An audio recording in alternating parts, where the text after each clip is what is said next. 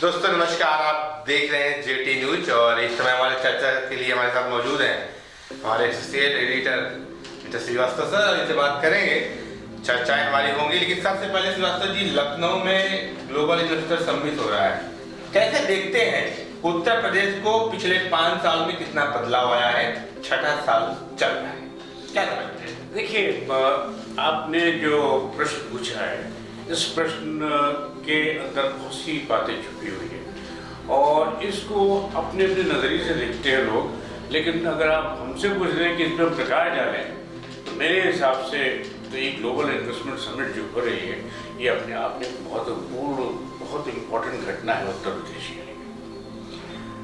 विश्लेषण करा जाए अगर आप वस्तु स्थिति का, तो आप देखेंगे कि 2019 में भी ग्लोबल इन्वेस्टमेंट समिट हुई थी, जिसमें उत्तर प्रदेश में करीब 2 लाख करोड़ रुपए से ज़्यादा का इन्वेस्टमेंट हुआ।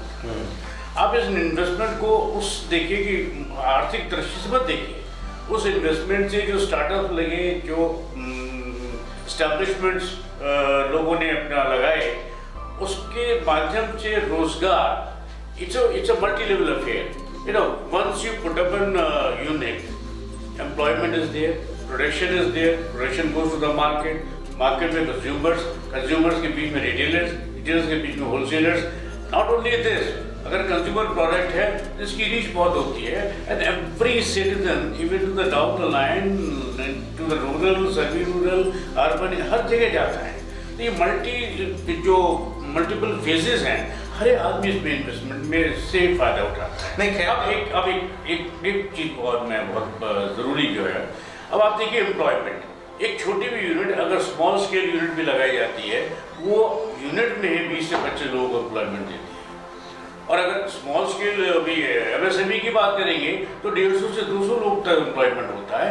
And not only this, ancillary units भी पनपने शुरू हो जाती है। नहीं, इसी पे हम आगे बात बढ़ाना चाहेंगे कि अभी हाल फिलहाल कुछ दिन पहले योगी आदित्यनाथ जी मुंबई गए, वहाँ पे बड़े बड़े बिजनेसमैनों से भी मुलाकात की, साथ में उन्होंने बॉलीवुड कलाकारों से भी एक मीटिंग रखी।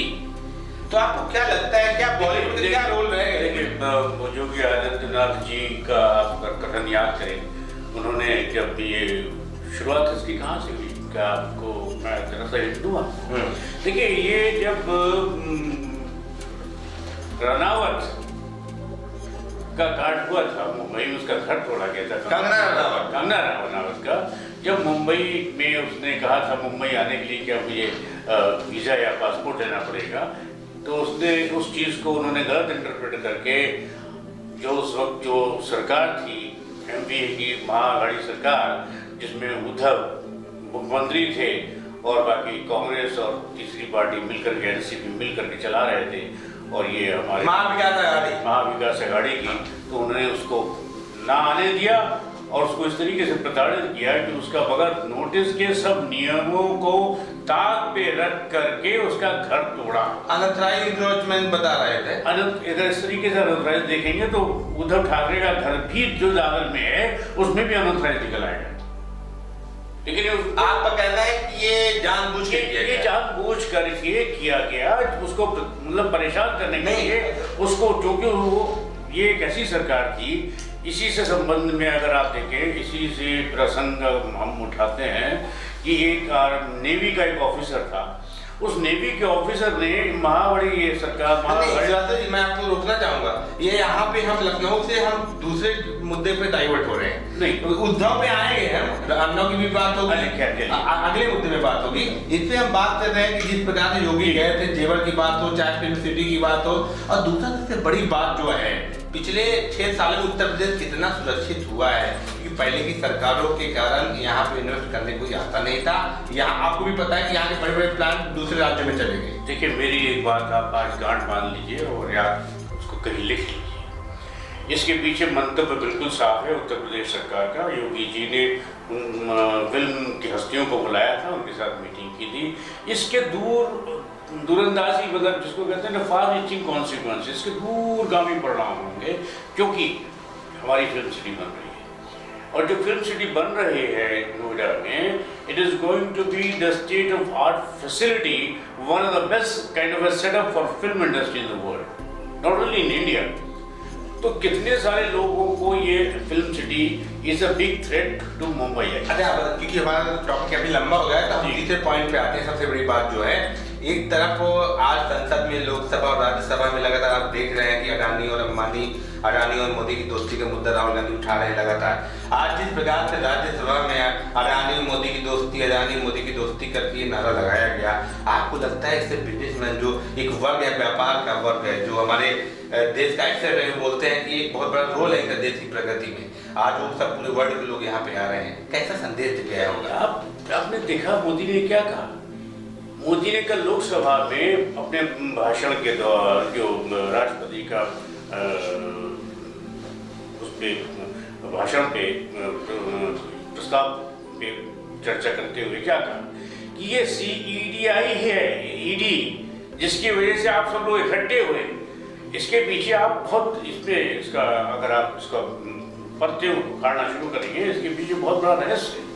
और रहस्य क्या है कि आज की तारीख में जो ये विपक्ष इकट्ठा हो रहा है, इस विपक्ष को मोदी के खिलाफ नहीं, इनको अपनी सुरक्षा चाहिए।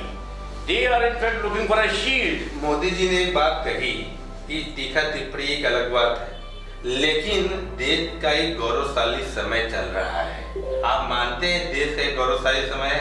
अनएम्प्लॉयमेंट का मुद्दा हो, बेरोजगारी जिस प्रकार से बताई जा रही है, भारत में लोग बेरोजगारी की दर काफी बढ़ी है, ऐसा आरोप लगाता है विपक्ष। The pace at which India is progressing today is a big threat to the world. आप मानिएगा, जिस हिसाब से हिंदुस्तान तरक्की कर रहा है, और उसमें सबसे बड़ा इम्पोर्टेंट फैक्टर है क्या लोगों में डर है? डर ये किसी, अगर आज की तारीख में एक आपने सुना होगा अंग्रेजी की कहावत है कि neighbours and we owners pride. जगत पाकिस्तान का क्या है, श्रीलंका किस स्थिति से गुजरा है, अफगानिस्तान, पाकिस्तान, श्रीलंका, बांग्लादेश, सब जगह ये हाल है। इनकी इकोनॉमी और भारत इन सब विषमताओं के बीच में से अपने आप को बचा करके, इकोनॉमी को बढ़ा करके, आज ये विपक्ष के पास मुद्दा क्या है? विपक्ष इतना डरा हुआ है, इतना सहमा हुआ है कि मोदी अगर इस हिसाब से आगे बढ़ता रहा तो इसको, मोदी सरकार को या मोदी को, भारत की जो प्रोग्रेस है, एक्चुअली इसको कोई रोक ही नहीं पाए। अच्छा, ये आज की तारीख में जो इन्वेस्टमेंट समिट पे हम आते हैं, उत्तर प्रदेश में 5 साल पहले, अगर आपने उत्तर प्रदेश देखा हो, 12 से 17 के बीच में आपकी रूह कांप जाएगी। बदायूं में कांड हुआ, 2 बहनों का बलात्कार हुआ, लटका के मार दिया गया उनको, बलात्कार करने के बाद में उनका पेड़ से लटका दिया गया। उस कांड में अच्छा, इतना तो कहते हैं यहाँ की सरकार पुलिस गुंडे कर रही है। पुलिस तो गुंडे कर रही है, क्योंकि उनके यहाँ तो सारे गुंडे थे।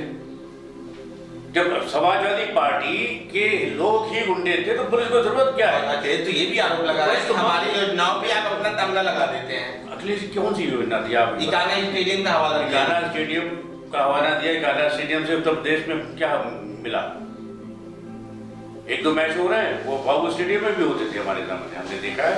केडी सिंह बाबू स्टेडियम में मैंने क्रिकेट मैच देखा है। तो आप ये मानते नहीं कि अखिलेश ने विकास किया है? कुछ अखिलेश ने सिर्फ विकास के नाम पे ढोंग रचा है। अच्छा, इस पे आप देखिए, इन सब आते ही जब गोरखपुर में जो कारखाना, फर्टिलाइजर कारखाना सालों से बंद पड़ा था, इतना बड़ा, अगर आपने कभी इसका अंदाजा आपको नहीं होगा, आप कभी आप विजिट किए हो नहीं, इतनी बड़ी मैसिव यूनिट है जिसमें कम से कम 4 से 5 हज़ार लोग काम करते हैं। उनका प्रोडक्शन जाता था, डिस्ट्रीब्यूशन होता था, यूरिया बनता था, पूरे किसानों को मिलता था। ये सब बंद, सालों से बंद था। इतना बड़ा asset which was immobilized just because of the carelessness of the government and nobody was bothered. अब जोगी के आते ही वो कारखाना, देखिए मशीनें दोबारा चल रही, कारखाना। अच्छा, एम्प्लॉयमेंट बढ़ा। एम्प्लॉयमेंट के नाम पे आप कहते हैं विपक्ष डरा इसलिए है कि हिंदुस्तान तरक्की कर रहा है। इस आज की तारीख में सब कुछ होते हुए भी यहाँ की हमारी जो ग्रोथ रेट है वो 6% प्लस है। राहुल गांधी का बयान था कि भारत की लगभग 55% जो आय है, संपत्ति है, वो अमीरों के पास है, तो ऐसे बराबर बराबर बांट देना चाहिए। आप अपनी संपत्ति देने वाले हैं गरीबों को? नहीं, तो सबसे पहले तो अपनी जो सोनिया गांधी जी की संपत्ति जो लंदन की मैगजीन ने छापा था कि she falls in the bracket of one of the richest women of the world, वो उनके पास कहाँ से, और जीजा जी की भी देंगे क्या? एक मिनट सर, मैं पहले उस पर आता हूँ। बांटे संपत्ति बांटा शुरू करें हम लोग, और फिर हम भी खड़े होंगे मोदी के खिलाफ, संपत्ति बांटिए। चर्चा में दोस्तों आगे भी हम ऐसे बने रहेंगे रोचक मुद्दों पे। आखिर में आपसे हमारा यही सवाल है कि लखनऊ को लखनपुर कर दे, अच्छा रहेगा नहीं रहेगा? गलत फैसला होगा क्या मानते हैं आप? अब देखिए, लखनऊ को लखनऊ ही रहने दीजिए, मेरा तो पर्सनल विचार ये है। सनातनी नाराज हो जाएंगे। सनातनी हम भी हैं, लेकिन लखनऊ के नाम में एक चार्म है। तहजीब है क्या लखनऊ में? लखनऊ में तहजीब, तमीज, नजाकत, नफासत, यहाँ की भाषा।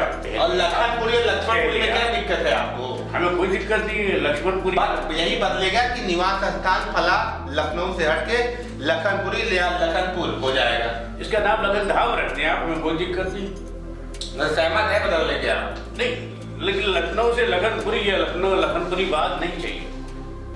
लखन धाम हो जाए, लखन धाम हो जाए, लखन शहर हो जाए। लखन निवास चलेगा? नहीं, लखन शहर। लखन शहर, ये शहर तो उर्दू नाम हो गया। शहर उर्दू नाम कैसे है? शहर होता है, शहर सीरियल आता है उर्दू में। ठीक है, अगर शहर आपको लगता है तो शायर रख दीजिए। अच्छा, दोस्तों ऐसे चर्चा करते रहेंगे, लगातार बने रहिए चर्चा कार्यक्रम जेटी न्यूज का। इसमें हम अनेक मुद्दों पे बातचीत करेंगे। टॉपिक काफी लंबा हो जाता है, इसलिए शॉर्ट में मोटी मोटी बातें आपको हमारे साथ प्रोफेसर साहब ने बताई। ऐसे ही हम आपको रूबरू कराते रहेंगे, बने रहिए जेटी न्यूज के साथ। बहुत बहुत धन्यवाद। धन्यवाद। ऐसे ही बड़ी खबरों के लिए देखते रहिए जेटी न्यूज ओनली ट्रुथ और सब्सक्राइब करें हमारा YouTube news channel jetty news only truth.